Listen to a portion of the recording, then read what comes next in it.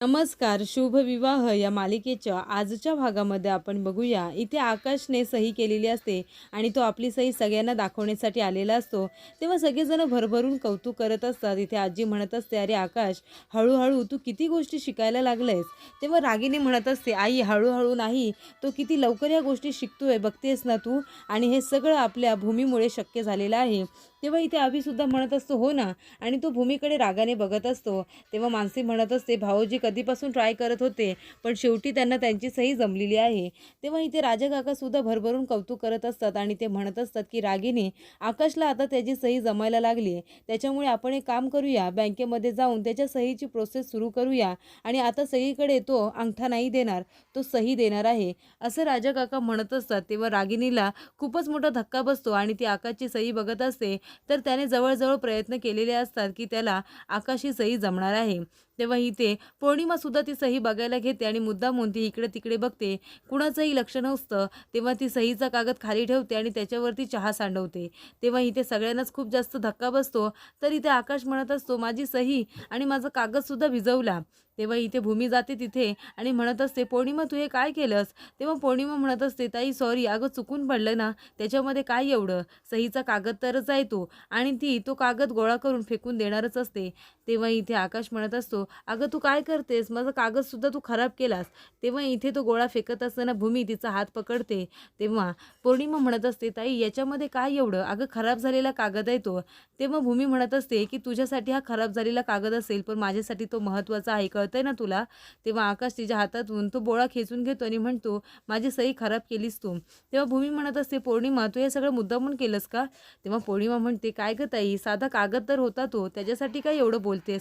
लहान मुलं जसं शाळेमध्ये सही करतात, तशी फक्त नाव तर लिहिले आकाश, आणि सही केली म्हणजे ऑफिसचा सगळा कारभार सांभाळतील असं वाटलं का तुला? ऑफिसमध्ये जाऊन काम करणं हे खायचं काम नाही आहे. हे तर काय फक्त घरामध्ये फक्त सही सही खेळत बसणार आहेत. ऑफिसमध्ये जाऊन काम काही करणं असतं ना, ते अभिंना विचार जरा. ते तर काय आकाश जिजूंना कधीही जमणार नाही." तेव्हा आजी म्हणत असतात, "पौर्णिमा, बोलताना जरा विचार करून बोलत जा. अगं दुसऱ्याला वाईट वाटेल असं बोलत जाऊ नको. चांगल्याला चांगलं बोलायला शिक जरा. आणि नवरा बायकोमध्ये नवऱ्याने डोक्यावरती बर्फ ठेवायचा असतो आणि बायकोने जिभेवरती साखर ठेवायची असते. तेव्हा संसार हा चांगला होतो. हे कधी शिकणार आहेस तू?" तेव्हा इथे भूमीला कळलेलं असतं की पौर्णिमाने हे सगळं जाणून बुजून केलंय आकाशला वाईट वाटण्यासाठी. तर इथे आकाश आता रुसून बसलेला असतो. तर भूमीने तो कागद एका चादरमध्ये ठेवलेला असतो आणि त्याच्यावरून ती इस्त्री करत असते आणि कागदाला व्यवस्थित करत असते. तरी ते आकाशला वाईट वाटलेलं असतं, कारण पौर्णिमेने त्याची सही खराब केलेली असते. तेव्हा भूमी म्हणत असते, "आकाश, हे बघ ना, तुझी सही आता नीट दिसायला सुद्धा लागली आहे. बघ ना, कागदाला आपण इस्त्री केली ना, आता तुझी सही व्यवस्थित दिसते." तेव्हा इथे आकाशला आनंद होतो आणि तो म्हणतो, "अरे हां सायकल राणी, माझी सही तर आता व्यवस्थित दिसायला लागली ना, पण बघ ना, थोडंसं चुरगळला ना कागद." तेव्हा भूमी म्हणत असते, "आपण एक काम करूया, तो कागद फाटायला नको ना, आपण एका पुठ्ठ्याला तो चिकटवून ठेवूया." तेव्हा आकाश म्हणतो, "मग त्याने काय होईल?" तेव्हा भूमी म्हणते, "मग त्यामुळे आहे ना, तुझा कागद फाटणार सुद्धा नाही आणि तू पहिली एवढं कष्ट करून केलेली सहीसुद्धा माझ्या आठवणीत राहील ना. तू केलेलं प्रत्येक काम मला असं नजरेमध्ये साठवून ठेवायचं आहे. त्या आठवणी जपून ठेवायच्या आहेत." तेव्हा आकाश म्हणत असतो, "सायकल राणी, तुला खरं सांगू का? म्हणूनच तू मला खूप खूप आवडतेस, कारण तू माझी खूप व्यवस्थित काळजी घेतेस."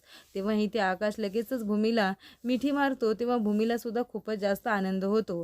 तर इथे रागिनी पौर्णिमेला म्हणत असते, "अगं पौर्णिमा, काय बोलतेस तू? माझ्यामध्ये आणि माझ्या मुलामध्ये काही सिक्रेट नसू शकतं का? सगळ्याच गोष्टी तुला का ऐकायच्या आहेत?"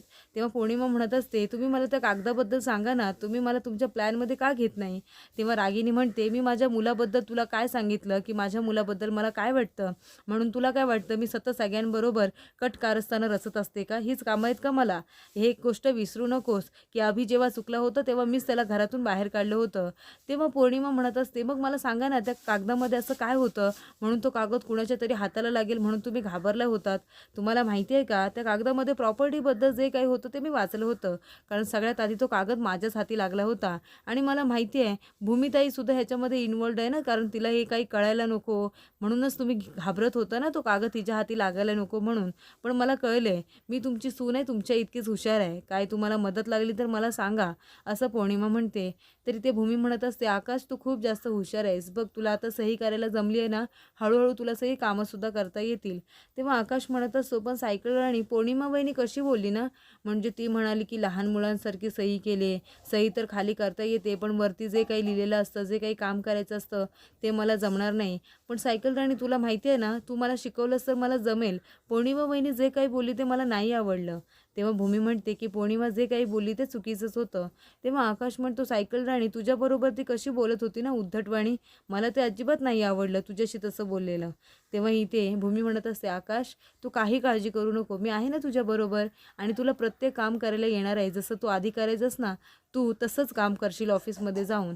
तर इथे आता रागिनी ऑफिसला जायला निघालेली असते. ती म्हणते, मला नाश्ता वगैरे नको आहे, मला घाई आहे, माझी महत्त्वाची मीटिंग आहे. तेव्हा राजा काका म्हणतात, रागिनी तुला बँकेमध्ये सुद्धा जायचं आहे ना, आपल्याला आकाशची सही बदलायची आहे, त्याची प्रोसेस करायची आहे. तेव्हा रागिनी जास्त काही बोलतच नाही त्याच्यावरती. अथर्व म्हणत असतो, पण आकाशने प्रयत्न केले, त्याला छान पद्धतीने जमली होती ना सही करायला. तेव्हा मानसी म्हणत असते, हो ना, पण त्यांना सही आल्यानंतर सुद्धा ते दाखवतच नव्हते. सगळेजण आकाशचं भरभरून कौतुक करत असतात. तेवढ्यात तिथे आकाश आणि भूमी दोघंजण आलेले असतात. भूमी म्हणत असते, आत्या मला तुमच्याशी महत्त्वाचं बोलायचं आहे. तेव्हा रागिनी म्हणते, काय बोलायचं आहे, लवकर बोल, माझी महत्त्वाची मीटिंग आहे, मला आधीच उशीर झाला आहे. तेव्हा इथे भूमी म्हणत असते की मला असं वाटते की आकाशने सुद्धा आता रोज ऑफिसला यायला हवं. तेव्हा इथे सगळ्यांनाच खूप मोठा धक्का बसतो. तर इथे भूमी आणि आकाश एकमेकांकडे बघून हसत असतात, कारण आकाशची सुद्धा तीच इच्छा असते. तेव्हा भूमी म्हणत असते, हे बघा आत्या, मला माहिती आहे मी जे बोलते ते तुम्हाला विचित्र वाटतंय, पण आकाश जर ऑफिसला गेला ना तर तो लवकर बरा होईल, कारण तो स्टाफ त्याच्या ओळखीचा आहे. त्याने एवढं वर्ष तिथे काम केलं आहे, त्याला सुद्धा मदत होईल ना या सगळ्यातून बाहेर पडण्यासाठी. तेव्हा मला असं वाटतं की आकाश जर ऑफिसला आला तर बरं होईल. तेव्हा रागिनी म्हणत असते, तुला कळतंय का ऑफिसमधलं त्याला काय काम जमणार आहे. आणि अभि म्हणत असतो, आणि ऑफिसमध्ये काय घेऊन जाणार आहे तो, खेळण्याबरोबर काम करणार आहे तो. तेव्हा भूमी म्हणत असते, तो जेव्हा काम करतो ना तेव्हा त्याला खेळणी नाही लागत, आणि त्याला जे येत नसेल ते मी शिकवे ना त्याला, मी त्याच्याबरोबर असेनच तिथे. तेव्हा इथे अभि म्हणत असतो, आई तू जरा समजाव भूमीला, तिथे तो काय काम करणार आहे, काय जमणार आहे त्याला. तेव्हा भूमी म्हणते, त्याचं गणित किती चांगलं आहे तुम्हाला माहिती आहे ना.